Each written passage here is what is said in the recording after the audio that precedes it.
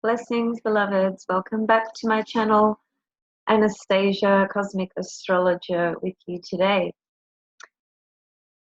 Okay, so what I want to do today is just spend a little bit of time making a distinction between a synastry chart and a composite chart. So the focus today is relationship astrology, and more specifically, intimate relationships. So relationship astrology really covers any relationship. So a mother with a daughter, a brother with a sister, a person with their boss at work.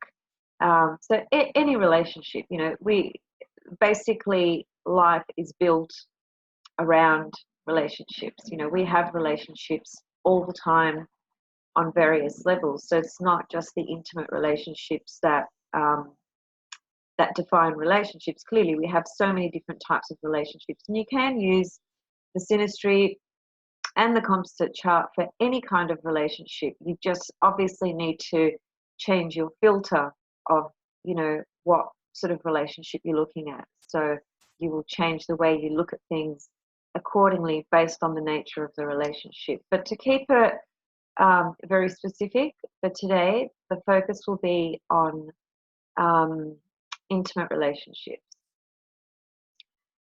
So, intimate relationships. Well, first of all, just a few points or a few comments on intimate relationships. It seems to me, and I'm sure that most of you would agree, that personal intimate relationships are very complex, have a lot of subtleties to them, and have a lot of different levels and layers. And ultimately, on a positive level, can bring greater awareness to ourself, to our consciousness, to our understanding of ourself and life and how we relate. Relationships, intimate relationships, are really the primary relationships that really test us, that go into spaces within us, that bring up things within us that we didn't even know existed. So, and this is the powerful thing of relationships, in that when you meet somebody and you have a personal, intimate connection and relationship with them, there are certain things that will be triggered in both people in different ways at different times for different reasons. And those very things that are triggered or that come up,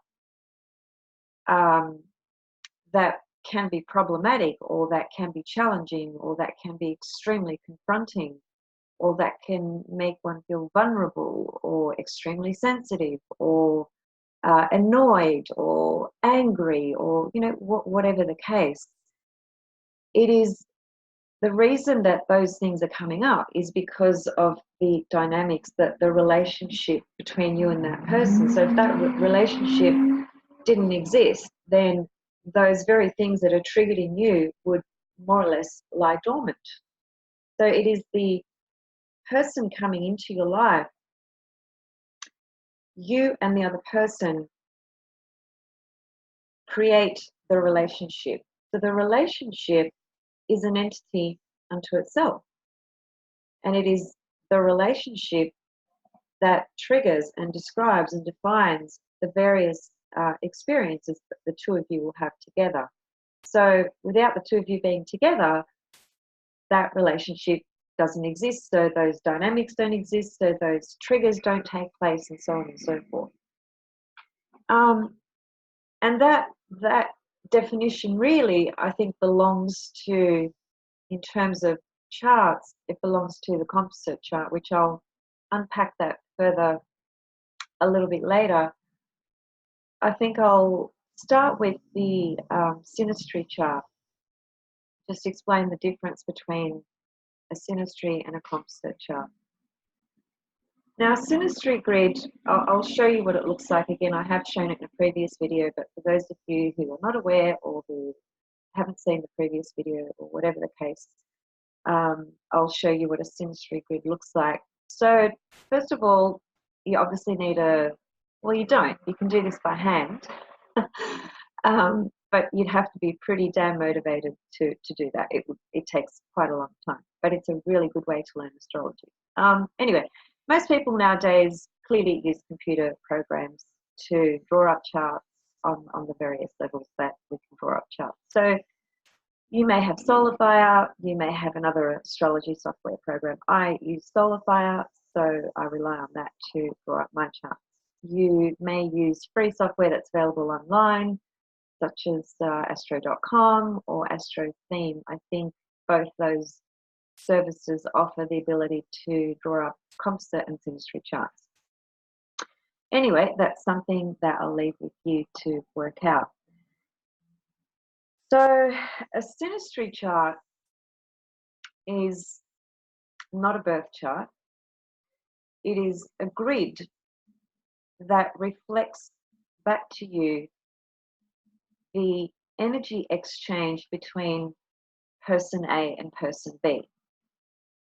So person A has their sun in Libra, and person B has their sun in Aquarius. And that remains like that. So the synastry grid, in other words, doesn't eliminate one person's sun and keep the other person's sun. Both suns are there, whatever signs they are, and what we're assessing is the relationship from person A to person B in terms of, so that person has, just to keep it very simple, sun in Libra, and person B has sun in Aquarius. So if you know your basic aspects, you would already know that the sun in Libra forms a trine to the sun in Aquarius, because Libra is an air sign, Aquarius is an air sign, that's 120 degrees, that's called a trine aspect, very simply put. So the grid shows you the relationship between person A's sun, person B's sun, person A's moon, person B's moon, person A's Mercury, person B's Mercury, and so on and so forth. And the relationship between person A's to person B's planet, one person's planet to another person's planet, is really, really important. Clearly each planet is going to describe different things. Very simply put, the inner planets, such as particularly Mars and Venus. Let's start with Mars and Venus. Mars and Venus are the sensual, sexual, passion, lust, like, dislike type of energies between two people. And it is the feminine and masculine energies. So, you know, one person's Venus to another person's Venus, what's happening in that dynamic, in that relationship? One person's Mars to the other person's Mars, or one person's Mars to the other person's Venus, and vice versa. The grid is going to show you pretty much every single connection between person A's planets to person B's planets, inner planets right through to Pluto. So I use all the planets when I'm doing the synastry grid chart, and I'm assessing one person's planets in relation to the other person's planets, all of them. I don't leave any of them out. The other thing that you will see in the grid is the MC of both people, the ascendant, naturally the MC, the opposite point is the IC, so you don't really have to have that in there, and the opposite point to the ascendant is the descendant. So when something is aspecting the ascendant, you know it's also aspecting the descendant. The nodes are really, really, really crucial in astrology period, but certainly in relationship astrology. And the vertex as well is very, very powerful in relationship astrology. I actually do use the asteroids. Some people do, some people don't, each to your own. You can decide for yourself. I leave the traditional main 4 asteroids that are used in a standard sort of way. So that's Juno, Pallas Athena, series investor. And when I'm assessing relationship dynamics, I'm really looking at Juno and series, not so much Vesta and Pallas Athena. So those are the points that I used. And when you draw up the grid, you're actually seeing both people's planets, asteroids, nodes, and vertex and angles of the chart. And you're seeing what is happening from one person's planet to another person's planet, one person's node to another person's node, or one person's planet to another person's node, and so on. It can get really overwhelming because there's a lot of data, there's a lot of information on this grid. So I think it's important to, when you put up the grid, you know, you've got to start to kind of draw up a bit of a list. And so, for example, you can start by looking at the inner planets, for instance. What's happening between the inner planets of both people? What sort of connections are there between person A to person B with regards to their moons, Mercury, Venus, Mars, and Sun? And, you know, jot that down and have a little think about what's happening between those planets in relation to both people. See, a synastry grid is two people's planets exchanging energy in whatever way that's going to be, and that's going to be defined and described through the aspects. Now, aspects, signs, and houses all derive from the 360 degrees circle. So that 360 degrees circle encapsulates every single aspect of astrology. Because what we're doing is we're dividing that 360 degrees circle accordingly. Okay, so each sign equals 30 degrees, for instance. Each house equals 30 degrees. And then there are all the different aspects that we use, which are divisions of that 360 degrees circle. So everything is contained or derived from that 360 degrees circle. It's important to understand that. That's your basics in understanding astrology and numerology, for that matter, as well. Okay, so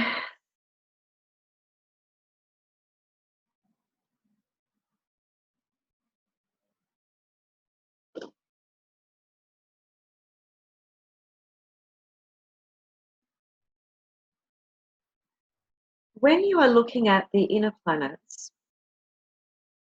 in a synastry grid between two people, the inner planets are going to show you the, as I said earlier, the attraction, I suppose, principle, you could say, the magnetic sort of energy on that attraction level.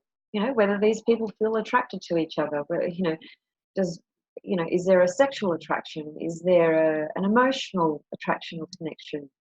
Is there a mental connection?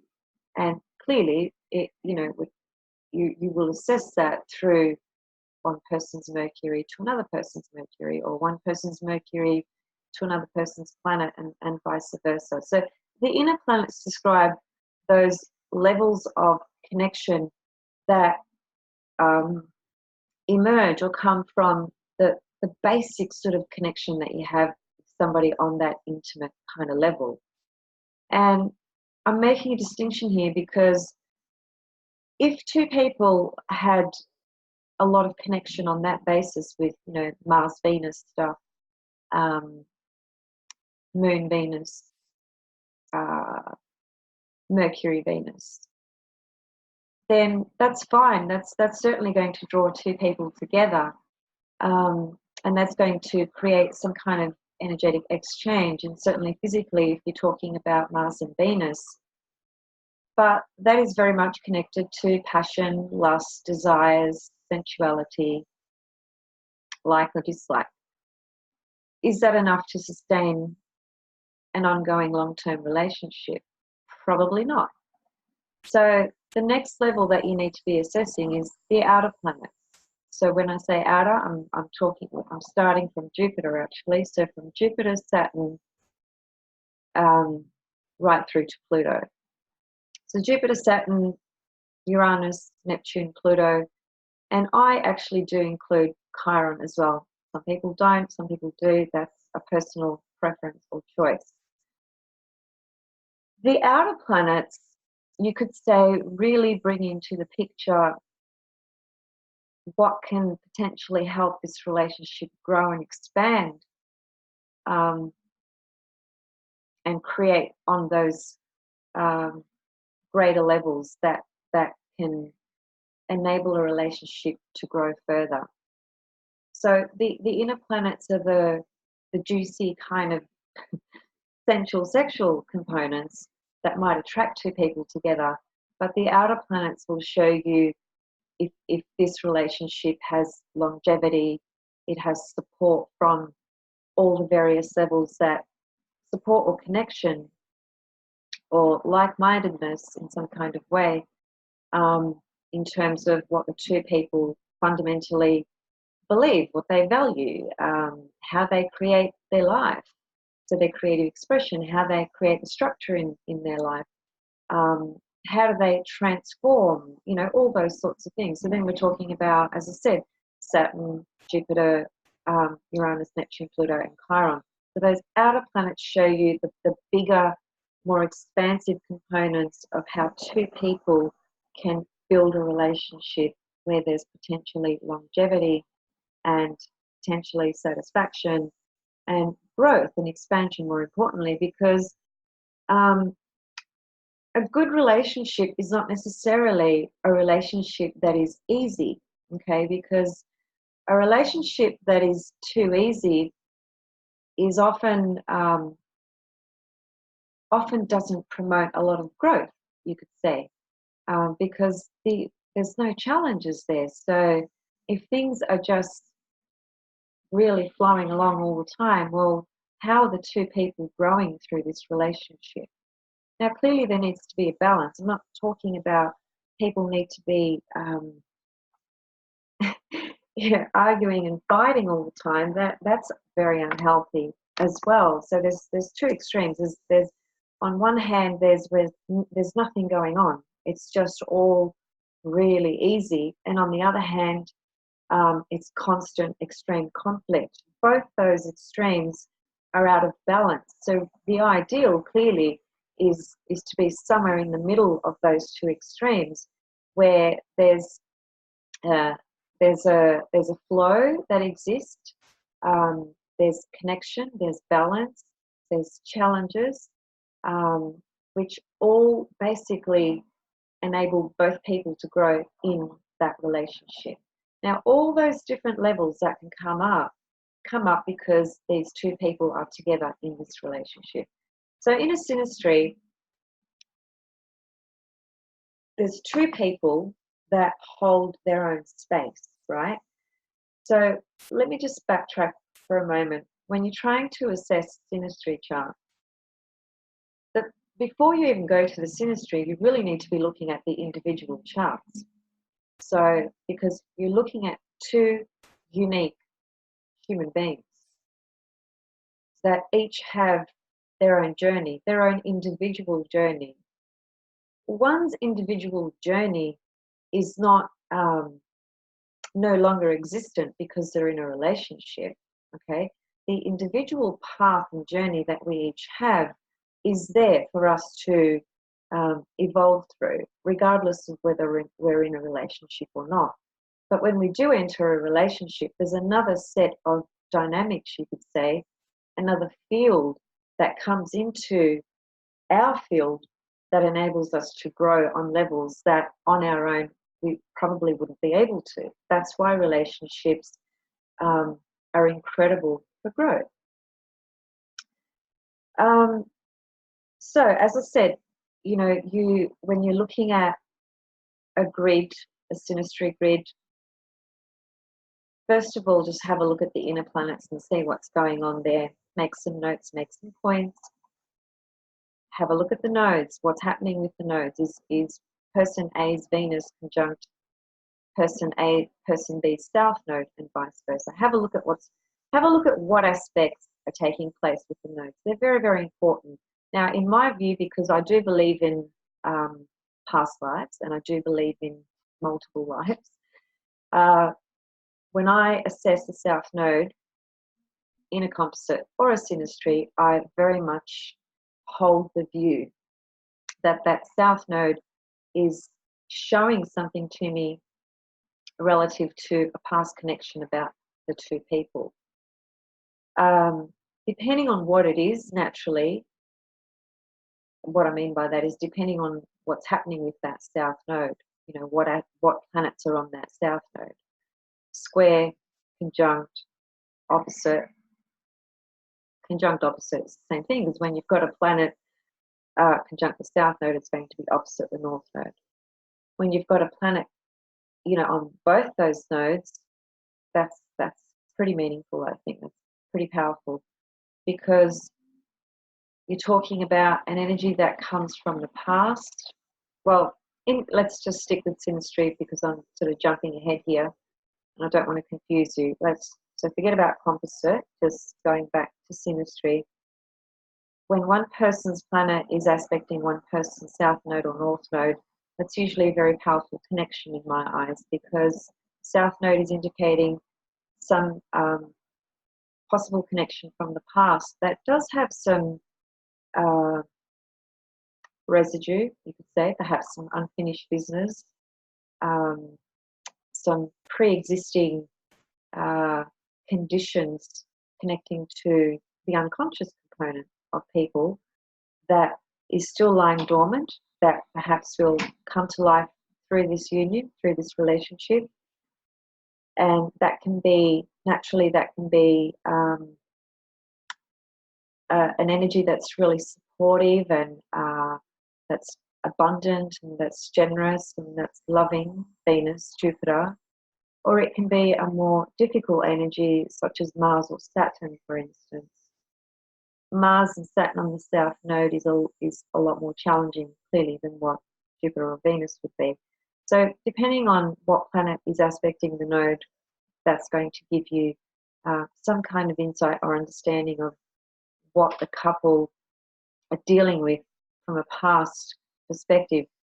Now, I don't feel that by discussing potential past energies that are coming into the relationship this lifetime are a limitation or don't enable people to grow. I feel that it's actually quite useful because it can help people understand a particular energy that is underlying and perhaps gets triggered at different times unconsciously that might be problematic. And if the couple have some kind of insight or understanding about what that could possibly mean and how that energy can be worked with in the current life, then I think that can be empowering as opposed to limiting. Now, if a planet is aspecting the North Node of either people, then depending on the nature of that planet, naturally, that will define the delineation that you give to that. But whatever planet is aspecting the North Node, then that to me is an indication of person A's North Node, for example, is aspected by person B's Jupiter. That's a lovely, lovely aspect and a lovely, lovely energy, and basically means that person A's North Node, which is their ultimate direction, evolutionary path in this life, is really enhanced and supported by person B's Jupiter. So person B is going to really help that person on their North Node path. Now, if Saturn was on there, it doesn't mean that they're not going to get help. They will. It is just that you would understand that differently, though, because Saturn is a very different energy to Jupiter, clearly. So perhaps there's a lot more work involved, you know, when it comes to Saturn being on a person's North Node. But when a person's Saturn is on their North Node, that's a really important statement, a really important connection between the two people. It's just a different energy to Jupiter. So naturally, you will read the energy and the potential manifestation and the symbolism around that based on the planetary energy that's there.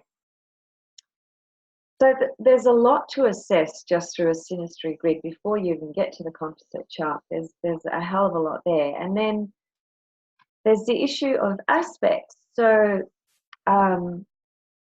there's the standard set of aspects, which are known as the Ptolemaic aspects, and then there are a number of other different aspects that Solarfire has in the software, and other astrology programs do as well, including astro.com, etc.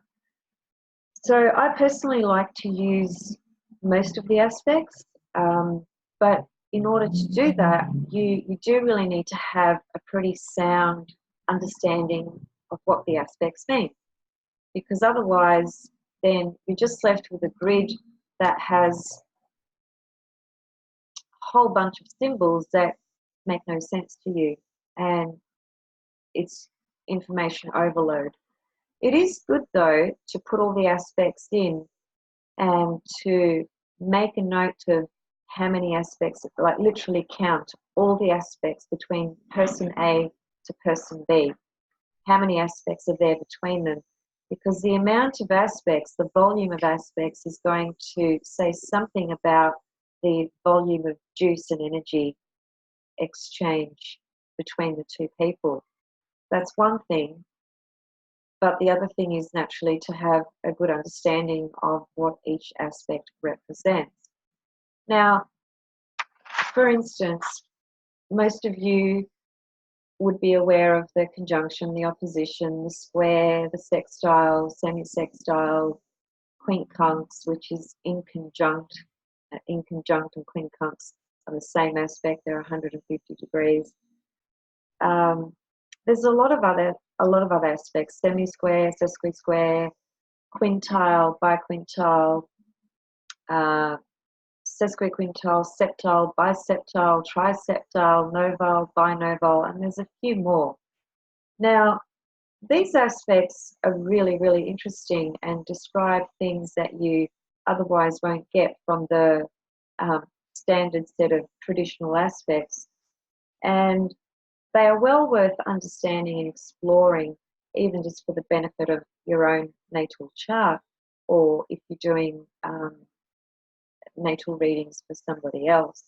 You might just get some information and a story that emerges through these other aspects that is otherwise not seen. There are a lot of good books on aspects. The one that I tend to rely on quite a bit is this one. I have shown this to you guys before. So Dynamics of Aspects Analysis by Bill Tierney. Now, he doesn't cover every single aspect that I've just mentioned to you now, but he covers all the main aspects, as in the traditional Ptolemaic aspects, and perhaps 3 or 4 out of the ones I just mentioned, I think. And he also covers things like T-squares, grand trines, grand crosses, and so forth. Now, T-square, in my opinion, is such a powerful configuration in a chart. It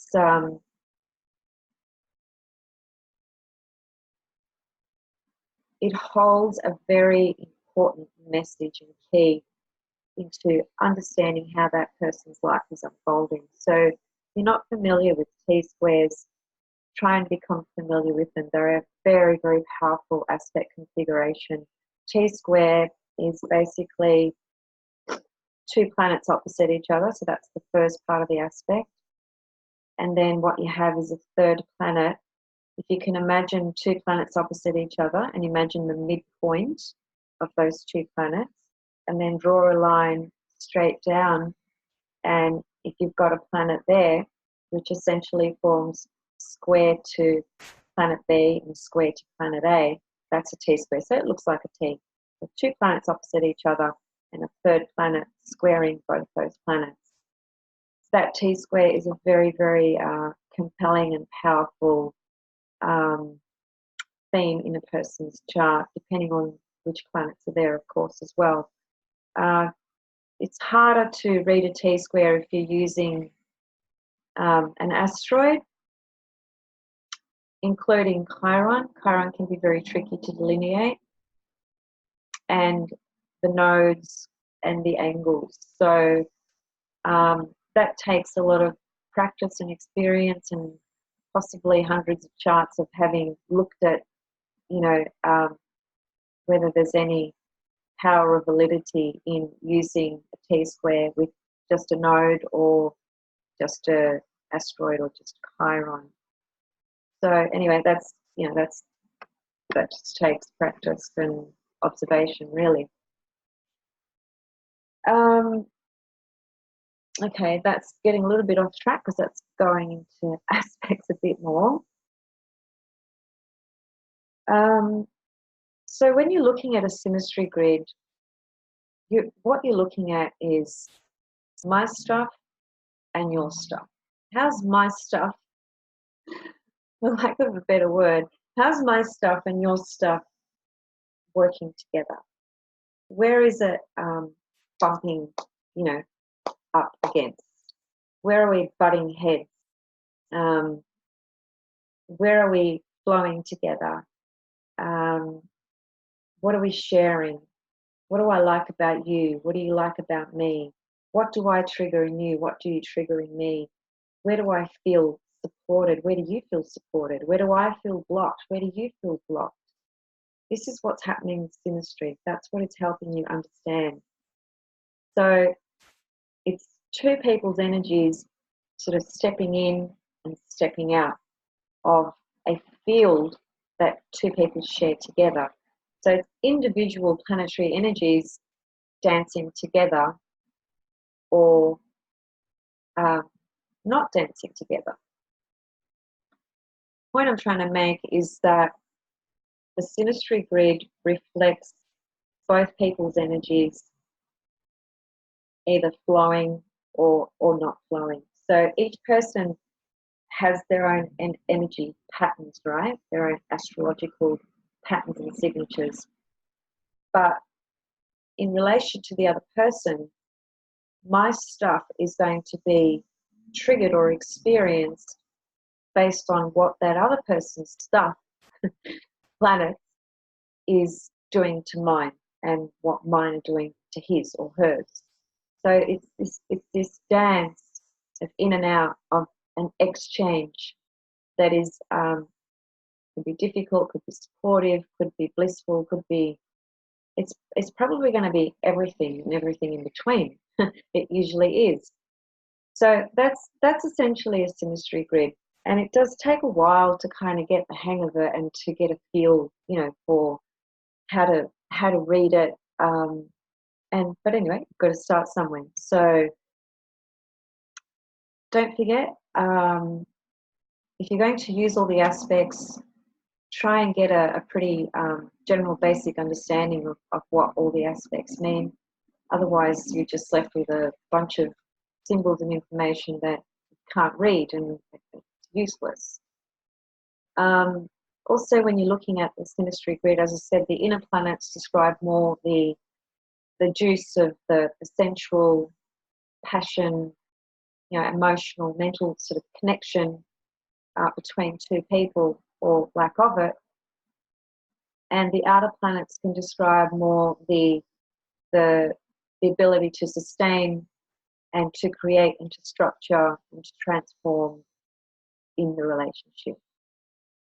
Now, the composite chart is an entirely different thing. So a composite chart you can do between you and any person on this planet, or any person that's not on this planet. What I mean is you can do a synastry chart, a composite chart between you and another person who's not even alive anymore, right? So, but naturally, if the person's not alive, then you're not going to be able to really know what that experience would be like. But I guess just to give you an example, for instance, you don't even have to know a person. Say, for example, you've got a favorite musician, right? And you really love their music. Their music just fills you up. feeds your soul, it makes you feel good, you feel such a strong connection to this person's music. Well, if you do a synastry or composite chart between you and that person, if you're lucky enough to have their time of birth, it won't be surprising if you identify a beautiful connection between certain planets relating to you and that person that describes music, because you love their music. There's a connection there. You'll find it. You'll see it. Equally so, if somebody's, just to stick on the analogy of music, if you listen to somebody's music that you just simply can't stand, it just, you don't like it, irritates you, it aggravates you. It's like you listen to it and you think, wow, that's crap. I don't even think that's music, whatever. If you do a synastry or a composite between you and that person, you will see why you feel like that. That will show up as well. So this is how far you can go with composite charts and synastry. Now, a composite chart is not a birth chart, just like a synastry grid is not a birth chart. A composite chart, though, is very different to a synastry grid in that what you're actually looking at is you're looking at person A's sun, person B's sun, and the midpoint between the two. That midpoint between person A and person B's sun becomes the one sun. So in a composite chart, we don't have two suns, even though we have two people. So a composite chart is the midpoint between person A's sun, person B's sun, person A's moon, person B's moon, and so on and so forth. And it's very different to the synastry grid, isn't it? Because in a synastry grid, you're looking at person A's sun in relation to person B's sun. So both suns are there, and it's the dynamic between the two that's defining and shaping and describing what's going on between those two people. But in the composite chart, person A and person B end up having the one sun in the composite chart, which describes the central purpose of the relationship. So it's both people's energies coming together in a field and in a space that creates a third chart, which is not a birth chart, but it is a chart, it's a composite chart. And it is an entity. Rob Hand says this, Bernadette Brady says this, that the composite chart is an entity unto itself. And it literally is, because it is the energies of the two people, what they're made up of, coming together and creating this third entity, the relationship, which is a composite chart. So a composite chart cannot exist if you don't put two charts together, two people coming together. So this third entity comes to life, comes to existence when these two people come together, right? So that's the primary difference between a synastry and a composite chart. Now, I look at the synastry and the composite when I'm working with relationship astrology, because they both reflect very different things about the relationship. In the composite chart, I use all the planets, I use the main asteroids. Sometimes I'll add in some further asteroids that are simply connected to relationship astrology, such as Amor, Eros, a couple of others. And I leave Chiron in there as well. I find Chiron can be very useful, especially if you're looking at a composite chart and you see a Sun-Chiron conjunction, or a Moon-Chiron conjunction, or a Chiron in the 7th house. That to me is very telling about the relationship. So all the planets, from Sun right through to Pluto, the nodes naturally, the 4 major asteroids, you can add a couple of others in if you want, or as many as you like, it's up to you. Chiron and the vertex. So those are the points that I use in a composite chart. And, you know, the composite chart is as I said, it's an entity unto itself. So it's the relationship, literally. It's the energy that makes up the relationship between the two people. Those two people separate, no longer together, that chart doesn't exist anymore. Synastry still exists. That chart doesn't exist anymore because the two people are not in the relationship anymore. I hope that is clear. I hope that makes sense. If you have any questions, naturally, you are more than welcome to write them below this video.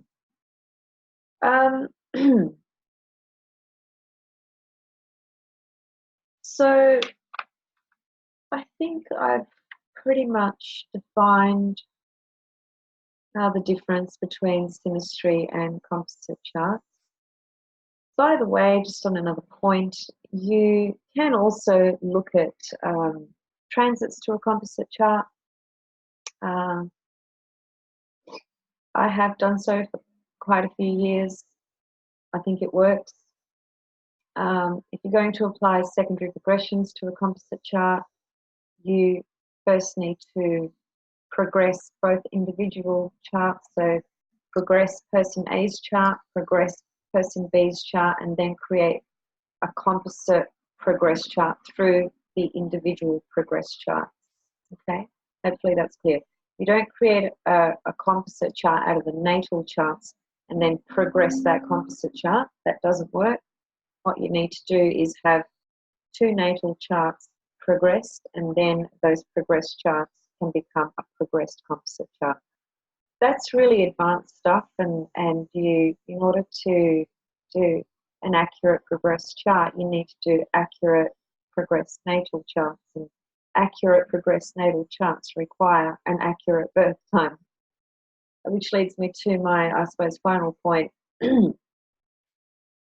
I just wanted to say, for those of you who don't know, if your time of birth is out by 10 minutes, that can equate to 5 years of events being out of sync.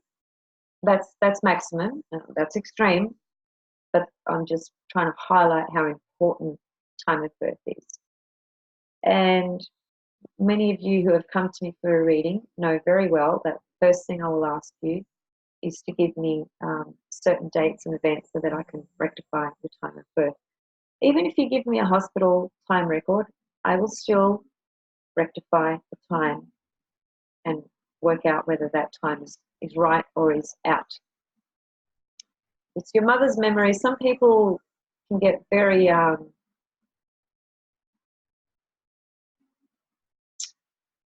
single-minded, perhaps, with the idea that, well, my mother remembers what time I was born. So, you know, she gave birth to me, she went through it, she knows, she was there.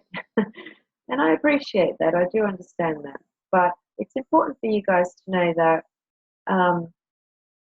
time of birth is the most crucial ingredient to accuracy in astrology, especially predictive work. Time of birth is frequently incorrect. I rectify every person's chart. Time of birth can, if it's incorrect, can give you a different rising sign, because certain rising signs can move faster in the northern hemisphere, and then certain other signs will move slower in the southern hemisphere, and vice versa. So different rising signs rise at different rates in the north and the south. So if you're in a part of the world where a particular rising sign rises very quickly and your time of birth is wrong by a few minutes, you might even have the totally wrong rising sign based on the time that you're using. That's another example. Because the moon is the fastest moving body, that's another thing that can be incorrect quite easily.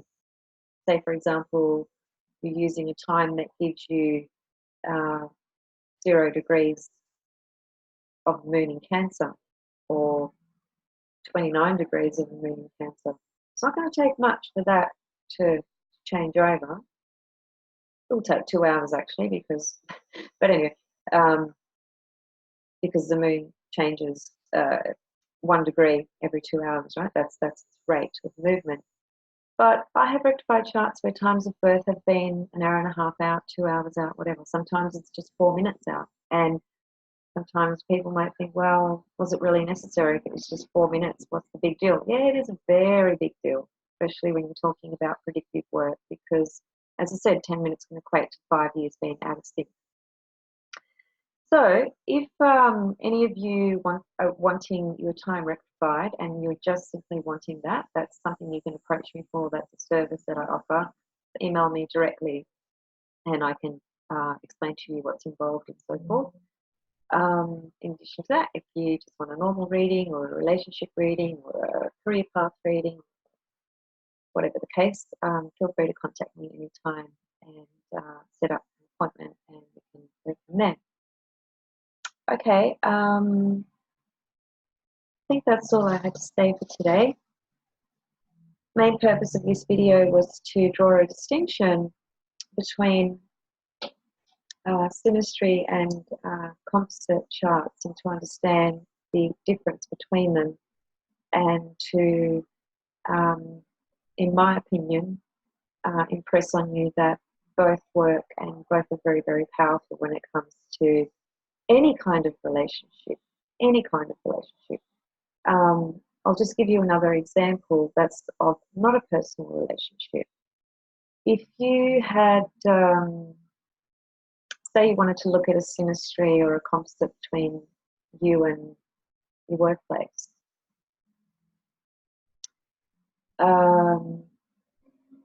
you can do it between you and your workplace.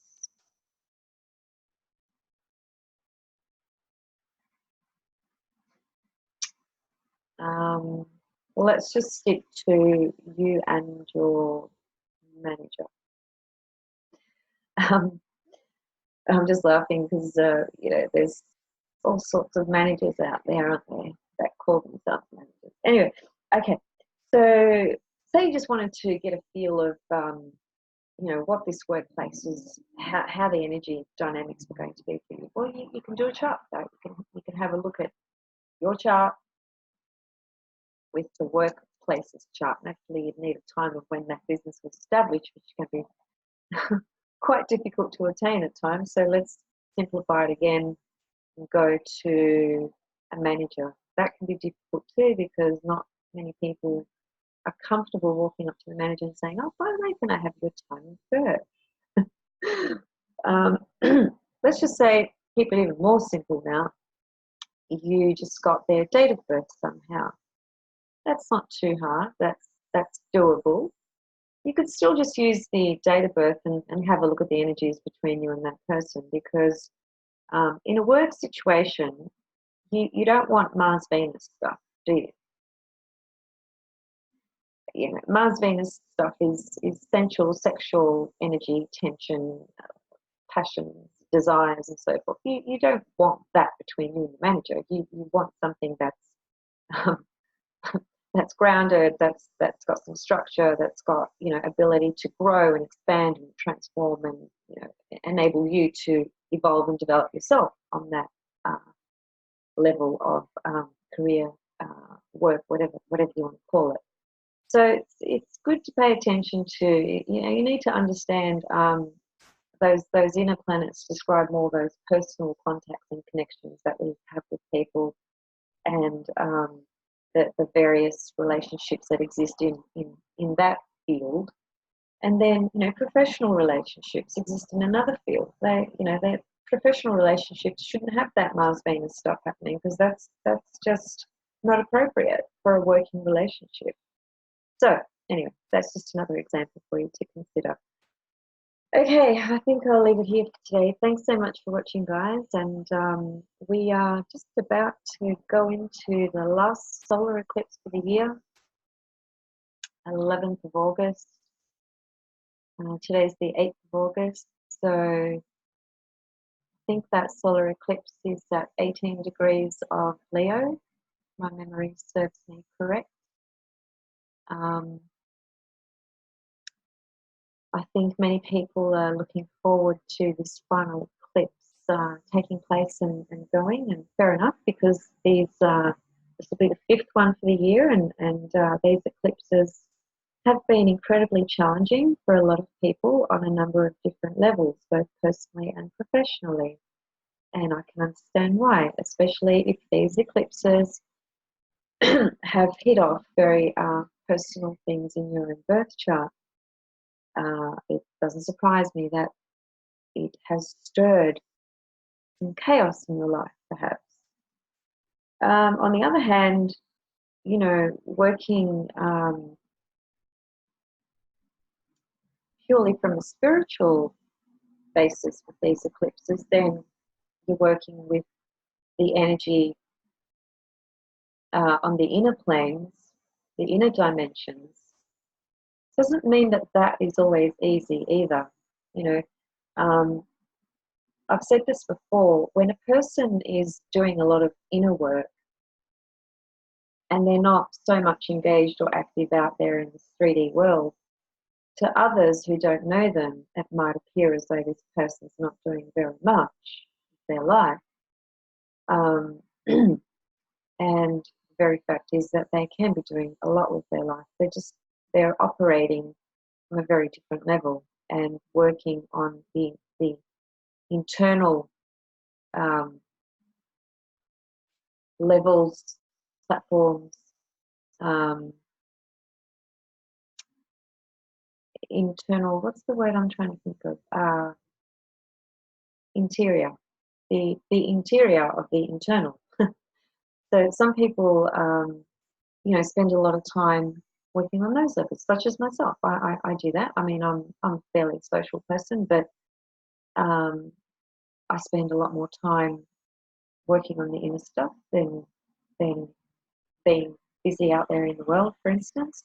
Anyway, going back to these solar eclipses, solar eclipses specifically, solar eclipses by their very nature can be very, very difficult to handle, and they'll highlight things that are hidden to begin with, and they will stir and trigger chaos and conflict. So I guess if you're working though from a spiritual level and you're just being really authentic to your path and just embracing that energy internally and using it to transform, to heal, to release, to perhaps even confront things that otherwise normally lying quite dormant. You know, these eclipses can be very powerful to access things that are normally hidden. That's the point. So if you're working on those levels, then it can be a different experience. It can be challenging though as well, because if something just suddenly emerges out of the darkness and you can see it and you didn't know it was there, and it's something that's quite confronting, well, that's a challenging experience, isn't it? Because you're faced with something that you now need to work through, you need to resolve, in whatever form that may be. So anyway, final eclipse for the year. I'm personally looking forward to that. These eclipses, as I've said previously, I personally have found quite challenging. But even though they've been very challenging for me, they have been quite profound in the changes that have taken place in my life throughout this entire year on a number of different levels, personally and professionally. Been really, really powerful. Not easy, but certainly powerful and transforming. And I hope that that you guys have been able to find the ability to see the change from more of an expansive point, more of a vantage point for yourself. And certainly when you're in it and it's triggered and it's hot and it's happening, harder to see that. But you know, that's why retrospect is it's a good thing. Okay, thanks guys, and see you all soon with another topic. Don't know what. Oh, by the way, Uranus has Gone retrograde today, actually. Yeah, today. So more energies going within, reflecting. I'd have to do a video on Uranus retrograde.